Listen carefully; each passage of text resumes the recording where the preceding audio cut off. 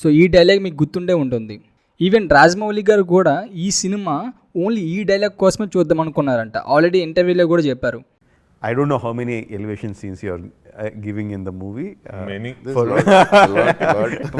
for me, I'm going to go for that one. So ఈ dialogue అయితే సినిమాలో అయితే లేదు, కానీ ఏం పర్లేదు. ఈ సినిమాలో అయితే దీనికి మించిన స్టఫ్ అయితే చాలా ఉంది. సో ఈ సినిమాలో నాకు అనిపించిన నెగిటివ్స్ ఏంటంటే కొన్నిసార్లు మ్యూజిక్ అనేది బీజిఎం అనేది చాలా లోగా అనిపించింది. అంత మాస్గా అయితే లేదనిపించింది నాకు కొన్నిసార్లు. అంటే కొన్ని ఫైట్ సీన్స్లో కావచ్చు, కొన్ని నార్మల్ సీన్స్లో కావచ్చు, నాకైతే అంతగా ఏం అనిపించలేదు మ్యూజిక్. కానీ కొన్ని సీన్స్లో అయితే చాలా హైగా కొట్టిండు. ఫైట్ సీన్స్లో కావచ్చు, కొన్ని సీన్స్లో మ్యూజిక్ కానీ చాలా బాగుంటుంది. కానీ కొన్ని సీన్స్లో మాత్రం చాలా లోగా అనిపించింది నాకు. సో ఎవరైతే డై హార్డ్ ఫ్యాన్స్ ఉంటారో వాళ్ళకైతే పెచ్చగా నచ్చుతుంది సినిమా అయితే. మ్యూజిక్ పరంగా కావచ్చు, సీన్స్ పరంగా కావచ్చు, అన్నిటి పరంగా చాలా బాగుంటుంది ఫ్యాన్స్కి అయితే.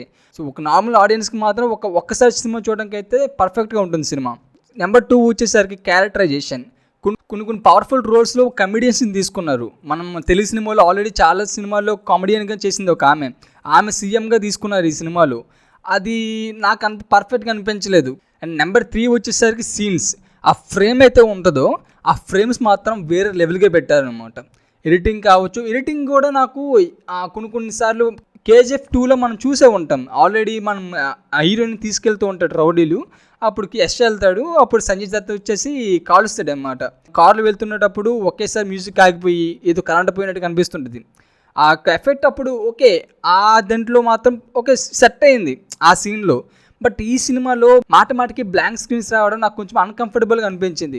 సో ఒక ఎఫెక్ట్ ఒకసారి యూజ్ చేసుకుంటే ప్రాబ్లం లేదు, కానీ మాటికి సినిమాలో ఏ ఫైట్ వచ్చినా సరే బ్లాంక్ స్క్రీన్స్ రావడం వల్ల నాకు ఏదో అంటే ఫీలింగ్ పోయిందనమాట. ఆ యొక్క ఫైట్ సీన్స్ అని పోనాయి. ఆ బ్లాంక్ స్క్రీన్స్ పక్కన పెడితే కొన్ని సీన్స్లో ఫ్రేమ్స్ మాత్రం చాలా బాగుంటుంది అనమాట.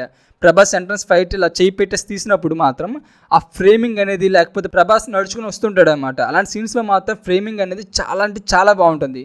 కొన్ని కట్అవుట్స్కి కొన్ని ఫైట్స్ సెట్ అవుతాయి అనమాట. ఎందుకంటే బాలకృష్ణ గారిని ఒకలా ఊహించుకుంటాం, పవన్ కళ్యాణ్ గారిని ఒకలా ఊహించుకుంటాం. ప్రతి హీరోని మనకు మైండ్ సెట్ ఉంటుందన్నమాట.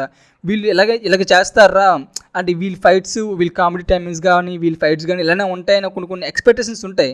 బట్ ప్రభాస్కి మాత్రం అలా నో లిమిట్ అనమాట. ఎందుకంటే ఆ కట్అవుట్ కానీ, ఆ బాడీ కానీ ఎవరికి లేదు ఇండియాలో ఏ యాక్టర్కి లేదు.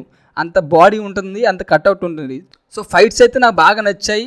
ఆ కట్అవుట్కి రిలేటెడ్గా అయితే ఫైట్స్ ఉన్నాయన్నమాట. మనకి వేరే హీరోను, ఈ ప్రభాస్ పొజిషన్లో వేరే హీరోని మనం ఊహించుకోలేము ఈ సినిమాలో. ఎందుకంటే ఆ ఫైట్స్ కానీ అండ్ ఆ ఎమోషన్స్ కానీ ప్రతిదీ కూడా ప్రభాస్కి అయితే ఫిట్గా ఉంటుంది. యాజ్ ఆఫ్ నౌ నేను ఏమనుకున్నా అంటే సలార్ మూవీ స్టార్టింగ్లో ఒక పోస్టర్ రిలీజ్ చేశారనమాట. కొంచెం యంగ్ రెబల్ స్టార్ని చూపించారు సలార్ని.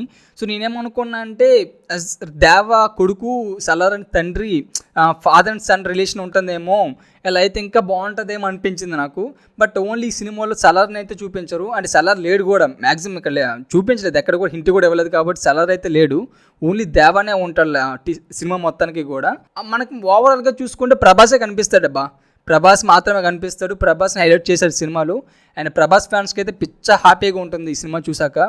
సో ఈ సినిమా ప్రభాస్ ఫ్యాన్స్కి కావచ్చు, లేకపోతే నార్మల్ ఆడియన్స్కి కావచ్చు, మాత్రం పక్కా చూడొచ్చు. సో మీరు పెట్టే ప్రతి రూపాయికి అయితే వర్త్ ఈ సినిమా. మీరు పక్కా థియేటర్లో చూడండి, ఎందుకంటే ఆ యొక్క ఫీల్ అయితే మిస్ అవ్వకండి. కొన్నిసార్లు ఓటీటీ బెటరే, నేను కూడా ఒప్పుకుంటాను. బట్ ప్రభాస్ని మాత్రం బిగ్ స్క్రీన్ మీద చూస్తేనే బాగుంటుంది. అంత పెద్ద కట్అవుట్, అంత పెద్ద బాడీని, అంత పెద్ద కట్అవుట్ని ఫోన్లో చూస్తే ఏముంటుంది అబ్బా. సినిమా థియేటర్కి వెళ్ళండి, మంచిగా వాచ్ చేయండి. సినిమా మాత్రం చాలా అయితే చాలా బాగుంటుంది. I know Prabhas fans already 3-4 times చూసేసే ఉంటారు. బట్ నార్మల్ ఆడియన్కి, కామన్ ఆడియన్స్కి మాత్రం పక్కాగా ఒకసారి అయితే పక్కా చూడొచ్చు. నేనైతే గ్యారంటీ ఇస్తున్నాను. మీరైతే సినిమా చూసుంటే మాత్రం మీకు ఎలా అనిపించింది? మీరు ఒక ప్రభాస్ ఫ్యానా లేకపోతే నార్మల్ ఆడియనా? అసలు మీ యొక్క ఒపీనియన్ ఏంటో మాత్రం కామెంట్ సెక్షన్లో కామెంట్ అయితే పక్కా పెట్టండి. అండ్ మన ఛానల్ మాత్రం సబ్స్క్రైబ్ చేసుకోవడం మాత్రం మర్చిపోకండి.